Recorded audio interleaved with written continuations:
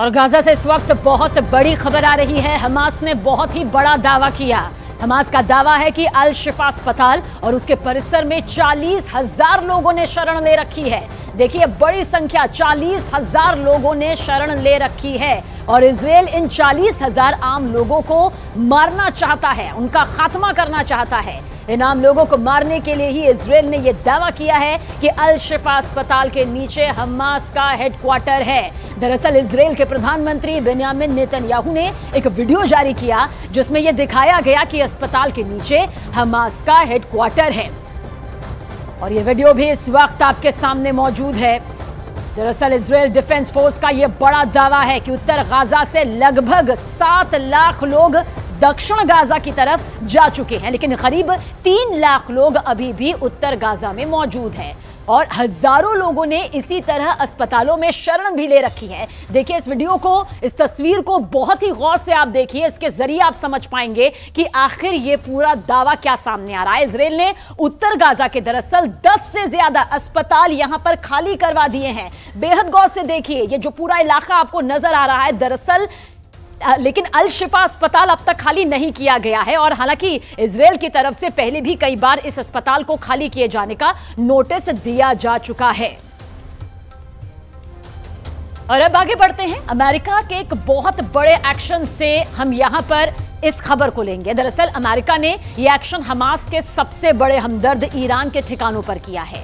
America ने Iran से जुड़े इस्लामिक रिवॉल्यूशनरी गार्ड कॉर्प्स के ठिकानों पर एयर स्ट्राइक कर इसे निस्त नाबूद कर दिया। दूसरी तरफ आतंकी संगठन हमास का हिमायती चीन का लड़ाकू विमान अमेरिका के विमान से भिड़ते भिड़ते बचा और इसी के साथ साथ हमास इजराइल महाजंग में रूस की भी अब एंट्री हो गई है। सवाल यह है कि क्या इजराइल हमास की यह जंग धीरे धीरे तीसरे विश्व युद्ध की तरफ बढ़ चला है?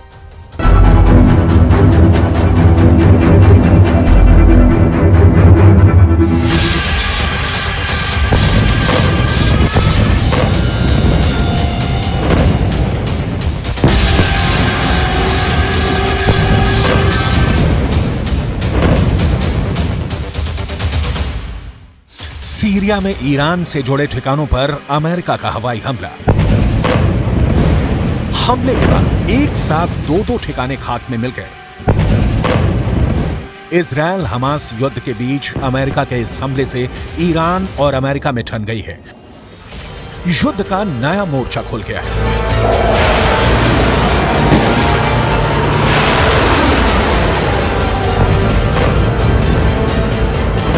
दक्षिण चीन सागर में चीन का लड़ाकू विमान अचानक अमेरिका के विशाल बॉम्बर के सामने आ गया। दोनों के बीच का फासला सिर्फ 10 फीट रह गया था। फिर क्या हुआ? क्या अमेरिका के बॉम्बर से भिड़ गया चीन का लड़ाकू विमान या दुम दबाकर भाग खड़ा हुआ? इसे आगे तफसील से बताएंगे और इस भिड़ंत का पूरा वीडियो भी दिखाएंगे। अभी बस इतना जान लीजिए कि ऐसा कर चीन ने एक बार फिर यह साबित कर दिया है कि वो अमेरिका से लड़ने को तैयार बैठा है। सवाल है, क्या अगर अमेरिका इजराइल के साथ जंग में कूदा तो चीन भी युद्ध में अमेरिका के खिलाफ कूद पड़ेगा? क्योंकि चीन की सेना का दावा है कि बस एक ऑर्डर आएगा और चीन के लड़ाकू विमान ऐसे ही अमेरिका के विमानों से टकराने निकल पड़ेंगे।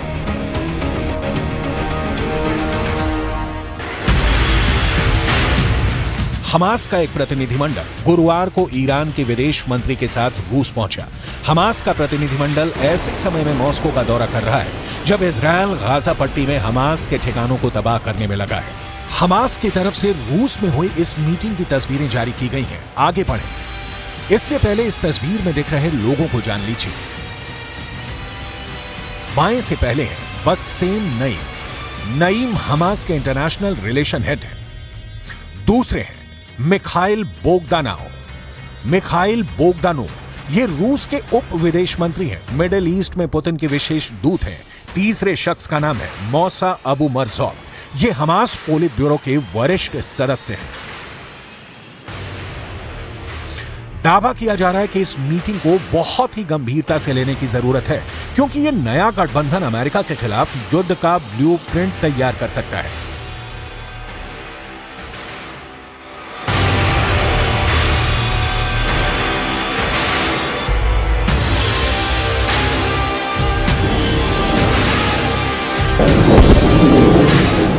रूस, ईरान और हमास अगर एक साथ मिलकर अमेरिका के ठिकानों पर हमला करते हैं तो अमेरिका के पलटवार से विश्व युद्ध शुरू हो सकता है, क्योंकि मिडिल ईस्ट में मौजूद अपने ठिकानों पर हो रहे हमलों का बदला अमेरिका कैसे लेता है, इसकी एक झलक अमेरिका के इन हवाई हमलों में मिलती है। अमेरिका का पहला हवाई हमला, अमेरिका का दूसरा हवाई हमला, अमेरिका का तीसरा हवाई हमला। अमेरिका ने ऐसे लिया है अपने सैनिकों पर हमले का बदला। अमेरिकी लड़ाकू विमानों ने सीरिया में ईरान समर्थित 2 मिलिशिया ठिकानों पर बमबारी कर युद्ध का एक नया मोर्चा खोल दिया है। इजरायल हमास युद्ध के शुरू होने के बाद एक बार अमेरिका और ईरान आमने सामने हैं। इसी महीने खाड़ी देशों में मौजूद अमेरिकी ठिकानों पर हमले हुए। इन हमलों में अमेरिका के 24 सैनिक जख्मी हो गए, एक की जान चली गई। इसके बाद अमेरिका ने ऐसा पलटवार शुरू किया है जिसमें दुनिया को विश्व युद्ध के संकेत दिखाई दे रहे हैं।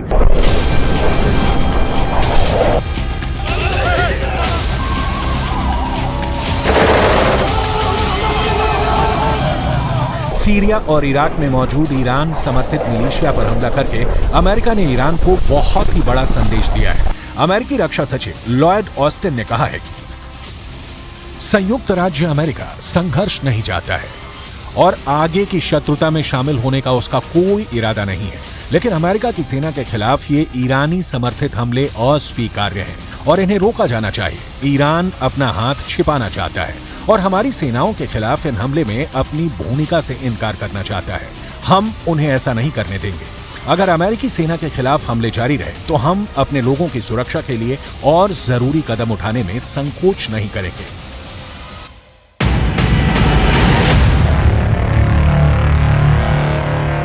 वरिष्ठ अमेरिकी सैन्य अधिकारियों के मुताबिक अमेरिका ने इस हमले को अपने 2 F-16 लड़ाकू विमानों से अंजाम दिया है।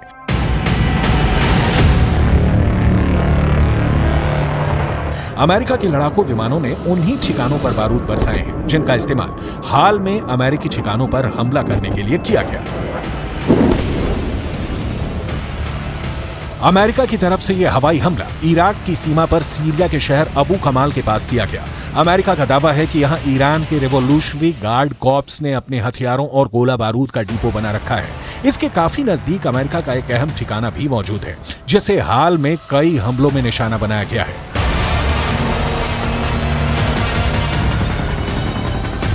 इजरायल हमास युद्ध के फैसले के बाद मिडिल ईस्ट में तैनात अमेरिकी सेना पर हमलों की वारदात बढ़ गई है। अगर अमेरिका मिडिल ईस्ट में ऐसे ही हवाई हमले पर उतर गया तो पूरा खाड़ी धधक उठेगा।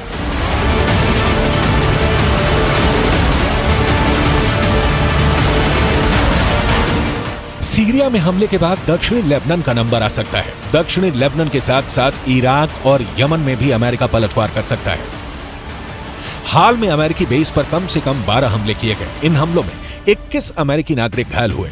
इराक में अमेरिका के बेस अल असद और सीरिया में अल तनफ गैरिसन में ईरान से जुड़े संगठनों ने यह हमला किया था।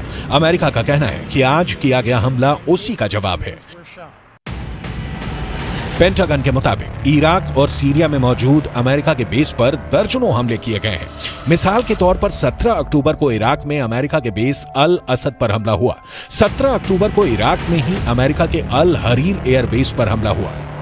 18 अक्टूबर को सीरिया में अल तनफ गैरिसन में ईरान से जुड़े संगठनों ने हमला किया था। 24 अक्टूबर को सीरिया में अल उमर ऑयल फील्ड बेस पर हमला हुआ। वहीं इराक में एरबिल एयरफोर्स पर ड्रोन से हमले की कोशिश की गई। इन्हीं हमलों के जवाब में अब अमेरिका ने अपने लड़ाकू विमानों को हमले के लिए उतार दिया है। हमले का असर ईरान की बौखलाहट में साफ साफ नजर आया। वहीं तनाव का तीसरा एपिसेंटर दक्षिण चीन सागर बना, जहां अमेरिका और चीन के लड़ाकू विमान भिड़ते भिड़ते बचे। अमेरिका का दावा है कि चीन का विमान J-11 अमेरिकी विमान से टकराते टकराते बचा। इस भिड़ंत के वीडियो को जारी कर अमेरिका ने कड़ी आपत्ति जताई है। इस वीडियो में साफ तौर पर दिख रहा है कि किस तरह से चीनी विमान पीछे से आकर अमेरिका के B-52 के करीब पहुंच जाता है। चीन का लड़ाकू जेट B-52 बम वर्षक विमान के 10 फीट से भी ज्यादा करीब आ गया था। चीन के लड़ाकू पायलट की ऐसी हरकतों की वजह से दोनों ही जहाज के आपस में टकराने की आशंका बढ़ गई थी। इस करीबी मुठभेड़ को पेंटागन ने आक्रामक करार दिया है। एक तरफ चीन से अमेरिका की भिड़ंत दूसरी ओर अमेरिका का सीरिया में ईरान समर्थित बेस पर हमला। साथ ही साथ हमास के प्रतिनिधिमंडल का रूस पहुंचना और इजरायल हमास के बीच युद्ध का और बारूदी होना संकेत साफ है। अमेरिका के खिलाफ रूस, चीन और ईरान की घेरेबंदी और बढ़ती जा रही है, जिसका असर इजरायल हमास युद्ध में साफ साफ दिख रहा है। ईरान गाजा महायुद्ध में हमास को मुस्लिम वर्ल्ड का हीरो साबित करने पर तुला है। ईरान ने तो डंके की चोट पर कह दिया कि मुस्लिम लड़ाकों से इजरायल और अमेरिकी जंग जीत ही नहीं पाएंगे। इधर इजरायल चुन चुन कर हमास के कमांडर्स को ढेर कर रहा है, मार रहा है। अब जो खबरें सामने आ रही है उस हिसाब से हमास ईरान के प्लान पर जंग शुरू कर चुका है।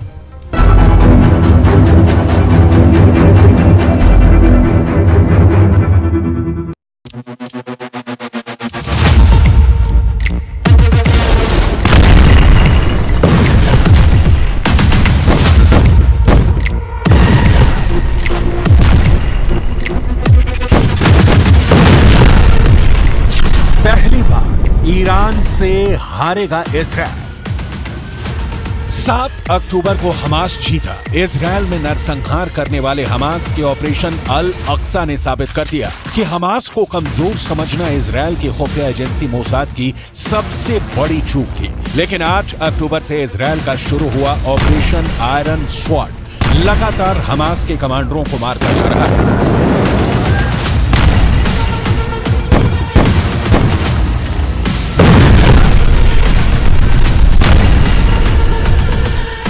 गाजा पट्टी में ऐसा खून खराबा हो रहा है कि पूरी दुनिया सन्न है। यहां तक कि 22 मुस्लिम मुल्कों से बनी अरब लीग तक इजरायली हमलों को रोकने के लिए एड़ी चोटी का जोर लगा रही है। इधर ईरान अकेले अपने दम पर हमास को बचाने के लिए जुट गया है। रूस और चीन की शय पर ईरान ने हमास को ऐसे ऐसे रॉकेट और हथियार दे दिए हैं कि इजरायल भी गाजा पट्टी में जमीनी हमले करने से पहले 100 बार सोच रहा है।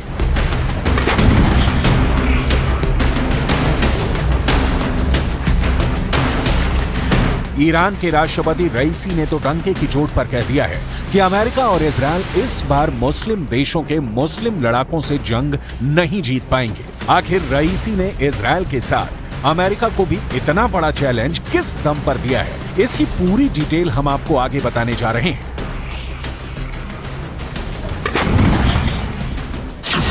मुस्लिम लड़ाकों से नहीं जीत पाएगा इजरायल।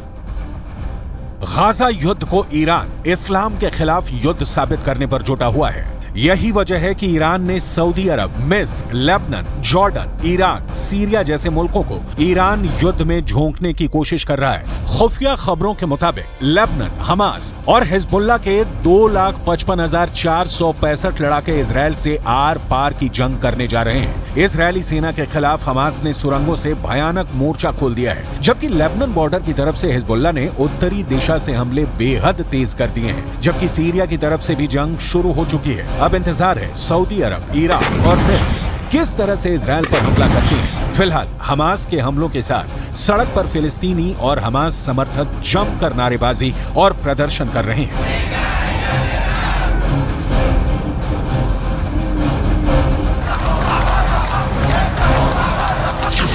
मरेगा हमास, जीतेगा गाजा। أرضنا وأرض أجدادنا لن نتخلى عنها حتى لو سالت دماءنا جميعا. لن نتخلى عنها ولن نرحل. هم يريدون من الترحيل، احنا لن نرحل. احنا قاعدين في أرضنا، في بلادنا، في أوطاننا. لن نرحل عن هذه الأرض.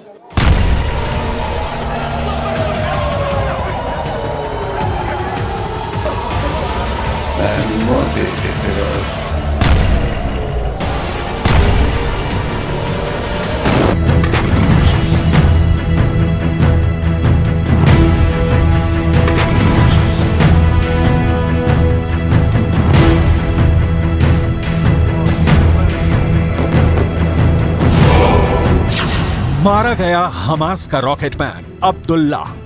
वहीं दूसरी तरफ इजरायल ने ईरान को धमकी देते हुए कहा है कि अगर गाजा युद्ध में ईरान कूदा तो पूरे ईरान को राजधानी तेहरान में दफन कर देंगे। इजरायली सेना 3 हफ्ते से ज्यादा की जंग में हमास के लड़ाकों का काल बन चुकी है। फिलिस्तीन के भी 7,000 से ज्यादा लोग मारे जा चुके हैं। हमास के टॉप कमांडरों के पूरे परिवारों का इजरायली सेना सफाया कर रही है। पश्चिमी मीडिया के दावों के मुताबिक इजरायल की आईडीएफ हर दिन 250 से 500 हमले कर रही है। 30,000 से ज्यादा इमारतें गाजा में इजरायली सेना ने तरबूज की तरह फाड़ डाली। पूरे गाजा में उत्तर से दक्षिण और दक्षिण से उत्तर में इजरायली बम आसमान से मौत बनकर गिर रहे हैं। हम आपको बताने जा रहे हैं कि इजरायली सेना ने पिछले 24 से 48 घंटे में हमास के कितने बड़े कमांडर्स को मार डाला है। हमास के ठिकानों, कमांड सेंटर, सुरंगों और रॉकेट लॉन्चर्स को इजरायली सेना बुरी तरह से तबाह कर रही है। आईडीएफ ने बताया है कि उनके हमले में हमास का रॉकेटमैन हसन अल अब्दुल्ला मारा गया है। उत्तरी गाजा से इजरायल की तरफ दागे जाने वाले रॉकेट्स की जिम्मेदारी अब्दुल्ला के पास थी।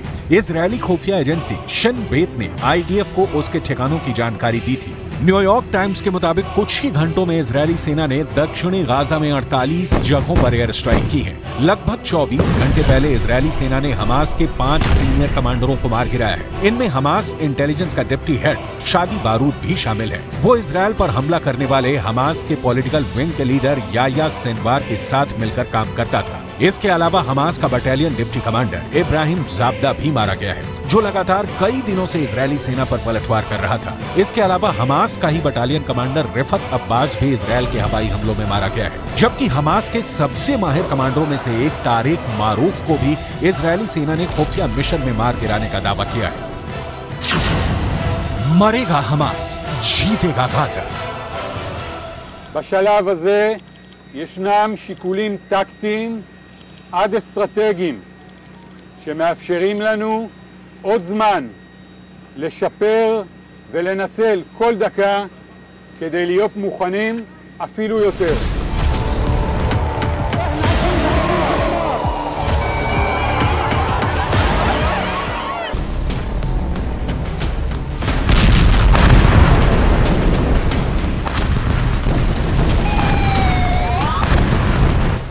हमास के पास रूस की एंटी टैंक मिसाइलें और रॉकेट आ चुके हैं। खबर ये भी आ रही है कि ईरान ने हमास को हजारों की तादाद में रॉकेट, कम दूरी की मिसाइलें और भारी संख्या में ड्रोन दे दिए हैं। वहीं दूसरी तरफ स्पेशल फोर्स की तरह लड़ने वाले हिजबुल्लाह के 45,000 लड़ाकों को इजरायल पर किसी भी वक्त बड़ा हमला करने के लिए तैयार रहने को कहा गया है। जबकि ईरान ने 5,75,000 सैनिकों को हमले के लिए पूरी तरह से तैयार रहने का आदेश दे दिया है। लेकिन दूसरी तरफ इजरायल ने जंग के सारे तौर तरीके पूरी तरह से बदल दिए हैं। इजरायली सेना जमीनी हमले न करने का नाटक कर रही है, शांति की बात कर रही है, जबकि हकीकत में इजरायली सेना हमास के लड़ाकों और समर्थकों को चुन चुन कर मारने के लिए सभी घातक हथियार और तरीके इस्तेमाल कर रही है। इजरायल जंग में स्पंज बम का इस्तेमाल कर रहा है। दरअसल हमास के आतंकवादी ऐसे सुरंगों से हमला करते हैं जहां तक इजरायल की सेना की पहुंच नहीं है। ऐसे में इजरायल की सेना फोम के बने स्पंज बम का इस्तेमाल करती है, जो अधिक इलाके में फैलता है फटने के बाद और अधिक लोगों की जान लेता है। मुस्लिम लड़ाकों से नहीं जीत पाएगा इजरायल। इजरायली सेना के मुताबिक उसकी स्पेशल फोर्स ने खान यूनुस में एक मिसाइल पैड पर हमला किया। ये साइट मस्जिद और किंडरगार्टन के एकदम पास में मौजूद थी। वहीं इजरायली सेना ने यह भी दावा किया है कि वो रात में टैंकों के साथ उत्तरी गाजा में लगातार हमास के ठिकानों पर हमले कर रही है। भले ईरान दावा करे कि इजरायल इस्लाम के खिलाफ युद्ध कर रहा है, लेकिन हकीकत में ईरान का मुस्लिम कार्ड जमीन पर इजरायल को हमला करने से रोक नहीं पा रहा है।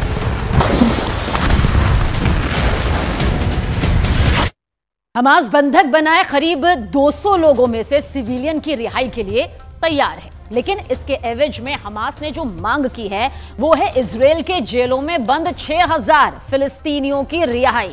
बंधकों की रिहाई का फैसला हमास ने ईरान के जरिए मॉस्को में सुनाया। ईरान के विदेश मंत्री को लेकर हमास के नेता मॉस्को पहुंचे, व्लादिमीर पुतिन से मुलाकात की। बंधकों को हथियार की तरह इस्तेमाल करने की ट्रेनिंग हमास को ईरान ने ही दी।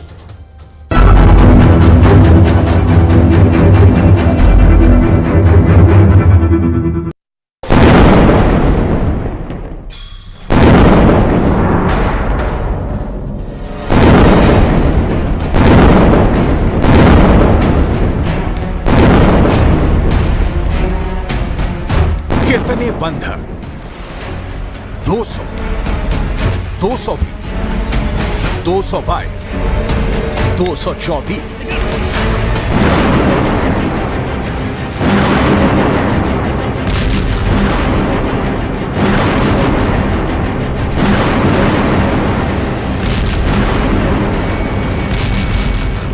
गाजा पट्टी की जलती जमीन के नीचे बनी सुरंगों में हमास के आतंकवादियों ने कितने विदेशियों को कैद किया है, एग्जैक्ट आंकड़ा किसी के पास नहीं है। इन विभिन्न देशों के बंधकों के साथ हमास क्या सलूक कर रहा है, किसी को नहीं पता। इन बंधकों की कभी रिहाई होगी भी या नहीं, किसी को नहीं पता। इन बंधकों की लाशें भी इनके परिजनों तक पहुंचेंगी या नहीं, किसी को नहीं पता। मौत की भट्ठी में जिंदगी के लिए तरसते बंधकों का क्या होगा? 7 अक्टूबर की सुबह इजरायल के इलाकों में हमास यमराज बनकर प्रकट हुआ। गोली मारी, गला काटा, जला दिया और करीब 222 लोगों को बंधक बनाकर गाजा पट्टी ले गया।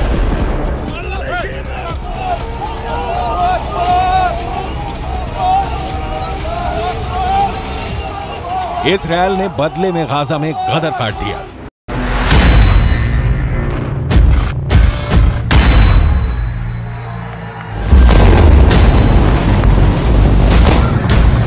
लेकिन इन 222 लोगों की जान तलवार की नोक पर अब तक लटकी हुई है। 5 देशों में इस वक्त इन हमास के बंधक बनाए गए लोगों की रिहाई के लिए बातचीत चल रही है।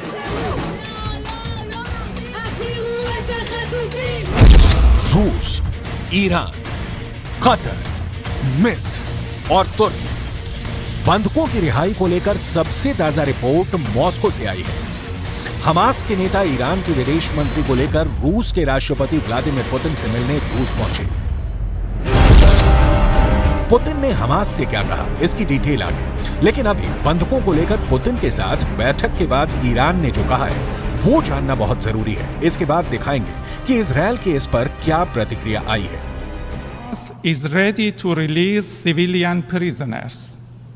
On the other hand, the world should support the release of 6,000 Palestinians held in Israeli prisons.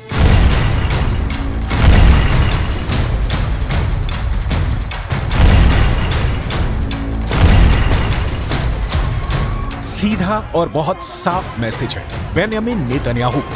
Iran ने क्लियर कर दिया है कि बंधकों के बदले सीज फायर नहीं, मतलब युद्ध बंद नहीं, बल्कि 6,000 फिलिस्तीनियों के इजरायल से रिहाई हो।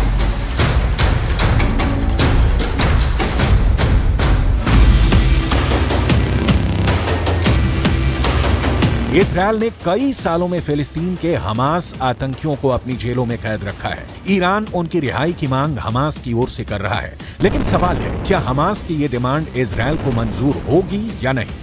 युद्ध में कूदने की धमकी देने वाला, हमास को फंडिंग और ट्रेनिंग देने वाले ईरान के बोल मॉस्को में क्यों बदल गए, इसकी चर्चा आगे करेंगे। इन रास्ता रहबरान जुंबश आजादी बख्श फिलिस्तीनी हमास برای آزادسازی اسرای غیر نظامی به ما اعلام آمادگی کردند و جمهوری اسلامی ایران آماده نقش‌آفرینی در این موضوع مهم انسانی به همراه قطر و ترکیه 6,000 फिलिस्तीनियों को छोड़ने के प्रस्ताव पर इजरायल की तरफ से कोई बयान नहीं आया जिससे कि बातचीत आगे बढ़ सके। इजरायल ने बस इतना कहा कि वो एक्शन में है। इस बीच खबर आती है कि बंधकों में 50 लोगों की मौत हो गई है। हमास की तरफ से ऐसा दावा किया गया कि इजरायल के हमले में ये मौतें हुई हैं, लेकिन आधिकारिक पुष्टि 50 बंधकों की मौत की अब तक नहीं हुई। ईरान 6,000 फिलिस्तीनियों को छोड़ने की शर्त पर बंधकों की रिहाई की बात कह रहा है, लेकिन उसे इस बात का ख्याल नहीं कि जो बंधक बने हैं वो सभी इजरायली तो नहीं। गाजा पट्टी में मर रहे हर सिविलियन और बच्चे की मौत पर दुनिया मातम में है। लेकिन बंधकों के साथ क्या हो रहा है, ईरान ये नहीं बता रहा। ईरान ने ही हमास को बंधक कला की ट्रेनिंग दी है।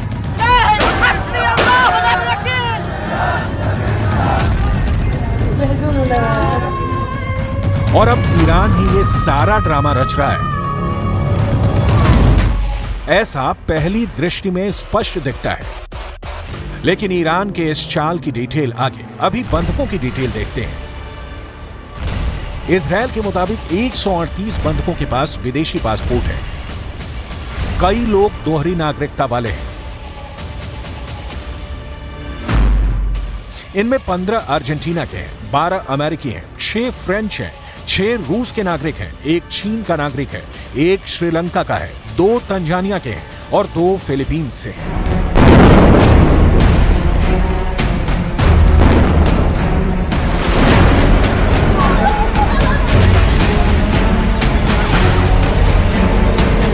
हमास ने इजरायल से दोहरी नागरिकता वाले 50 बंधकों को छोड़ने के बदले ईंधन सप्लाई की मांग की, लेकिन इजरायल ने इस प्रस्ताव को बिल्कुल ठुकरा दिया। इजरायल ने साफ कहा कि जब तक सभी बंधकों की रिहाई नहीं होगी तब तक ईंधन सप्लाई की अनुमति नहीं दी जाएगी। इस बीच हमास का प्रतिनिधिमंडल मॉस्को पहुंचता है और वहां से ईरान का एक बयान आता है कि जब तक 6000 फिलिस्तीन कैदियों को नहीं छोड़ा जाएगा तब तक सभी बंधकों की रिहाई नहीं होगी। देखते हैं इसके बाद इजरायल का रुख क्या होता है। दुनिया की नजर में ईरान भी हीरो बनना चाहता है। अमेरिका के बिना रूस के साथ गलबहियां कर ईरान साबित करने पर तुला है कि वो इजरायल बंधक संकट ही नहीं, युद्ध संकट भी टाल सकता है। जबकि सच ये है कि बंधक बनाना और फिर महंगी से महंगी फिरौती वसूल करने का काम ईरान कई सालों से कर रहा है। सबूत देखिए। हमास के आतंकवादी सभी को मार सकते थे, लेकिन नहीं मारा, क्योंकि हमास बंधकों को हथियार की तरह इस्तेमाल करना चाह रहा था। हमास को पता था कि इसके बाद इजरायल गाजा को धुआं-धुआं कर देगा और तब बंधक उसके बहुत काम के होंगे। और तो और हमास के बंधक बनाने की योजना ईरान की तरह ही दिखाई देती है।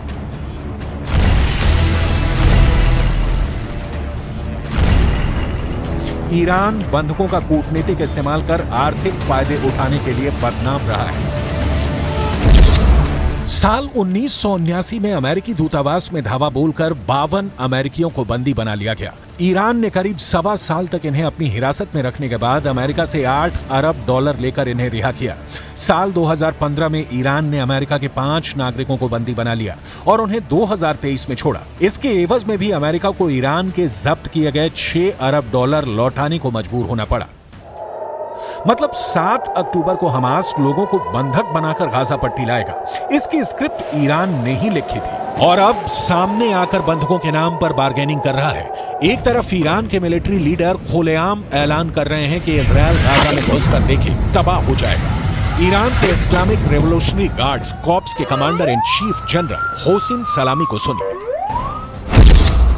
इजरायल बमबारी के अलावा कुछ नहीं कर सकता। अगर वो जमीन पर आएंगे तो उन्हें निगल लिया जाएगा। गाजा का ड्रैगन उन्हें खा जाएगा।